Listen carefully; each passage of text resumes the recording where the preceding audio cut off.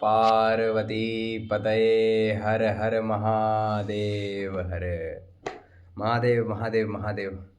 स्वागत अभिनंदन है आप लोगों का पुनः काशी केदार महात्म्य की यात्रा में। और आज हम लोग पंचविंशो अध्याय लेकर आए हैं। आज आज ही हम लोगों ने सुबह ही चतुर्विंशो अध्याय वामदेव जी की उत्पत्ति सुनी थी।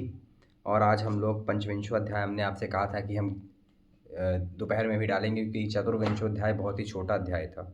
यह भी छोटा ही अध्याय है, इसीलिए हम लोग इसको जल्दी से समाप्त करते हैं।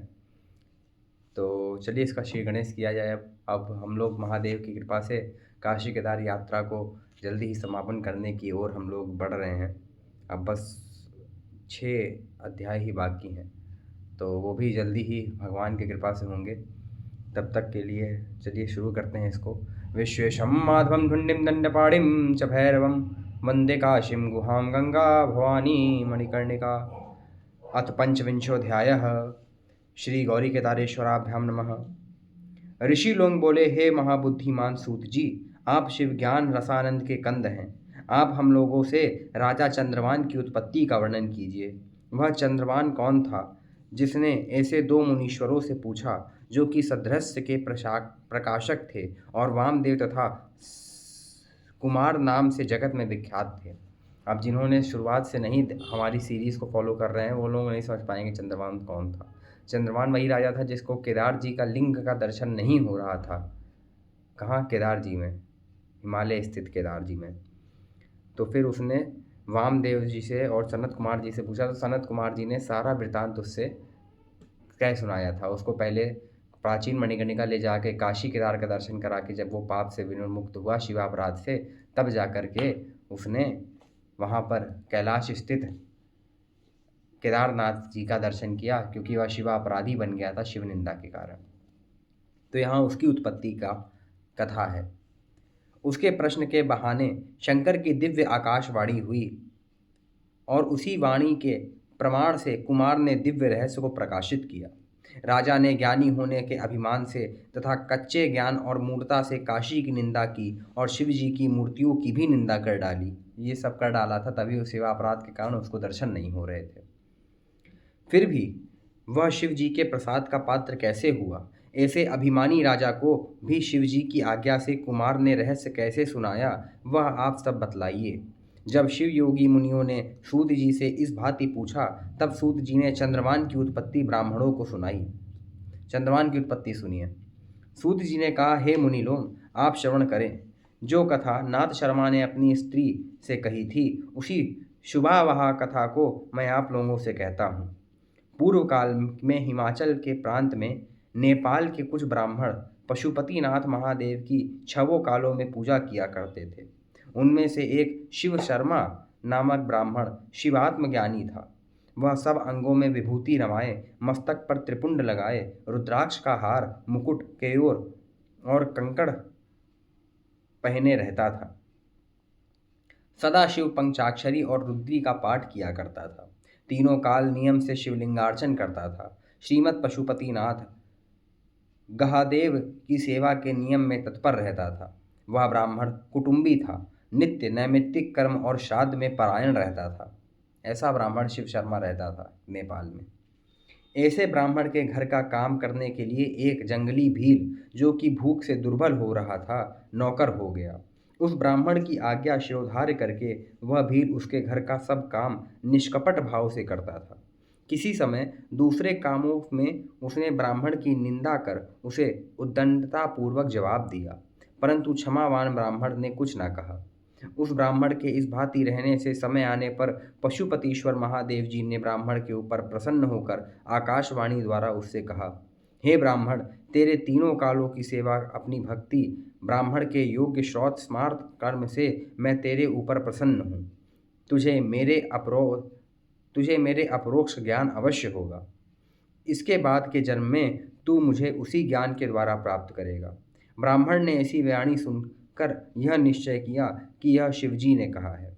इसलिए वह शिव भक्तों का सरदार विरक्त हो गया और तब से शरीर सुखाने लगा, क्योंकि अब उसको शरीर सुखाकर जल्दी हो गई दूसरा जन्म पाकर मुक्ति प्राप्त करने की। अंत में अनशन करके उसने शरीर छोड़ दिया। वहीं दूसरे जन्म में प्रख्यात गर्ग ऋषि हुआ। वो गर्ग ऋषि थे। और जिस गार्गी को ब्रह्मवादिनी कहते हैं, बृहदारण्यक श्रुतियों में गार्गी और गर्ग ऋषि का, याज्ञवल्क और गार्गी जी का संवाद बड़ा ही प्रख्यात है। तो वही ब्रह्मवादिनी कहते हैं जिन गार्गी को, वह उनकी पत्नी थी, गर्ग ऋषि की पत्नी थी, जिनका कि उपनिषदों के बीच में मुनीश्वरों द्वारा प्रतिपादन किया गया है, जिनके पूर्व पक्ष रहने पर ब्रह्मवेत्ताओं में विख्यात याज्ञवल्क आदि ने बड़े कष्ट से समाधान कर पाया। उसके पूर्व जन्म में गर्ग पति रहे और उत्तर जन्म में ब्रह्मवादियों में प्रख्यात ब्रह्मनिष्ठ शिवज्ञानी। जिस भील ने उनकी सेवा पूर्व जन्म में बहुत काल तक की थी, सेवा बल से वही दूसरे जन्म में राजा हुआ। वो भील राजा हुआ, उसका नाम पड़ा चंद्रवान। वही भील जिसने गर्ग ऋषि के पूर्व जन्म में, जब वो शिव शर्मा नामक ब्राह्मण थे, उनके घर में जिस भील ने नौकरी की थी, झाड़ू बुहार लगाता था इत्यादि, वो चंद्रवान राजा हुआ। हिमालय के पहाड़ी प्रदेश में उसका राज्य था। वह धर्मज्ञ, प्रतापवान, कीर्तिमान एवं ब्रह्मण्य था। उसने अनेक यज्ञ किए। उसकी धर्मगति देखकर तीनों कालों को जानने वाले मुनि ने जान लिया कि यह पूर्व जन्म का वही भील है जिसने मेरी बड़ी सेवा की थी। मेरी सेवा से ही यह राजा हो गया है, सो इसका उद्धार करना चाहिए। ऐसा सोचकर महायोगी गर्ग उसके पास आए। उन्होंने क्रम से राजा को आत्मज्ञान का उपदेश किया। उससे राजा को आत्मज्ञान की महिमा मालूम हुई और वैराग्य हो गया। तब ब्रह्मवादियों में श्रेष्ठ अपने गुरु गर्ग ब्राह्मण से राजा ने कहा कि हे स्वामिन, मेरी यह इच्छा होती है कि लड़के को राज्य देकर तप करूं।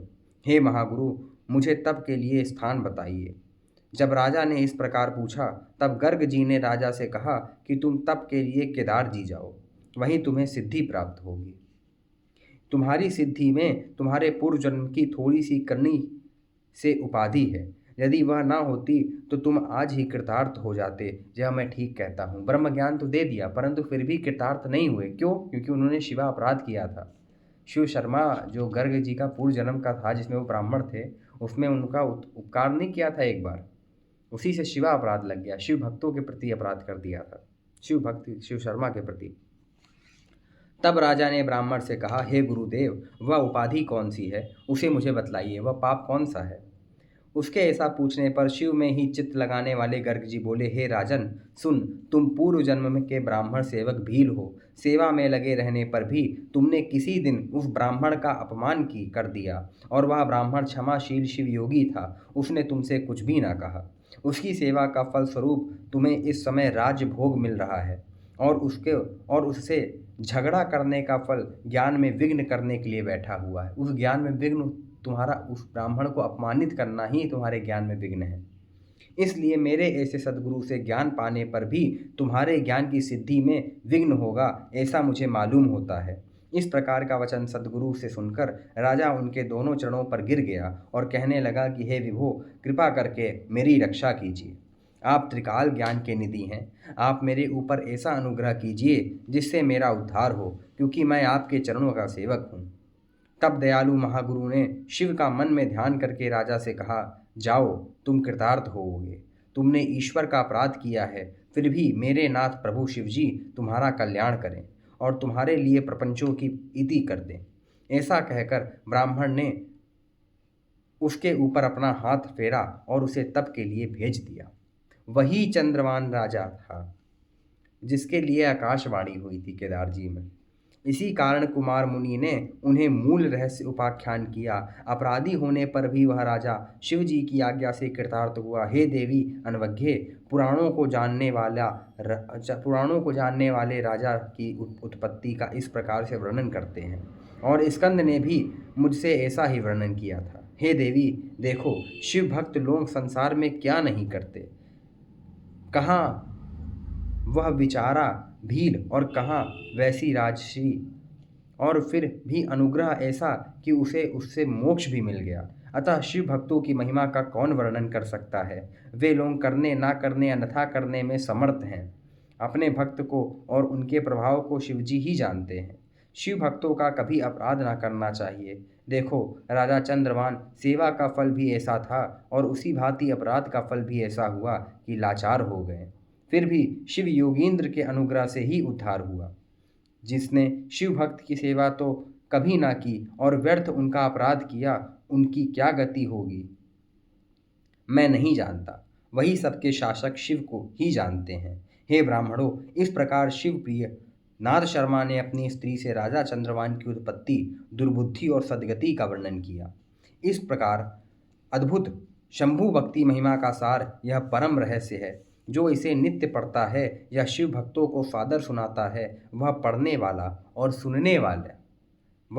वाला और वे सुनने वाले जन्म भर के पापों को क्षण भर में नष्ट करके अखिल भोग के विभुओं को प्राप्त होते हैं और अंत में उन्हें शिवपद मिलता है। हे मुनिंद्रो, सुनो, यह परम शिव रहस्य पाप रूपी रुई के लिए अग्नि है। इसे नास्तिक को नहीं सुनाना चाहिए। इस परम शिव रहस्य को एक बार भी जो ईश की भक्ति के साथ सुनता है, वह निश्चय ही ईश के धाम को प्राप्त होता है। इति श्री काशी मूल रहस्य ब्रह्मदेखिले काशी केदार महात्म्य पंचविंशोऽध्यायः। हर हर महादेव शंभु काशी विश्वनाथ गंगे। हर हर महादेव शंभु काशी विश्वनाथ गंगे। नमः पार्वती प्रतये। हर हर महादेव। हर महादेव महादेव महादेव। आज पंचविंशो अध्याय भी हम लोगों ने देखा कि कैसे चंद्रवान राजा, जो एक पूर्व जन्म में शिव शर्मा नामक, जो कि गर्ग ऋषि का पूर्व जन्म शिव शर्मा नामक ब्राह्मण थे, उनकी सेवा करके एक भील भी राजश्री को प्राप्त किया और उसी सेवा से उसने मोक्ष भी प्राप्त किया। ऐसी शिव भक्तों की महिमा है। इसलिए शिव भक्तों का कभी अनादर अपमान नहीं करना चाहिए, वरना शिवा अपराध का सामना करना पड़ सकता है। और शिवा अपराध का हम लोग इतने अध्यायों में देख चुके हैं कि करोड़ों कल्प भोगने से भी शिवा अपराध की निवृत्ति नहीं होती है। इसी के साथ आज हम लोग यह अध्याय ख़त्म हुआ है। अब अगले अध्याय में हम लोग मिलते हैं। अब कुछ ही अध्याय बाकी हैं, महादेव की कृपा से जल्दी ही पूर्ण करेंगे। तब तक के लिए नमः पार्वती पतये। हर हर महादेव। सा काशी त्रिपुरारी राजनगरी, देयात् सदा मंगलम।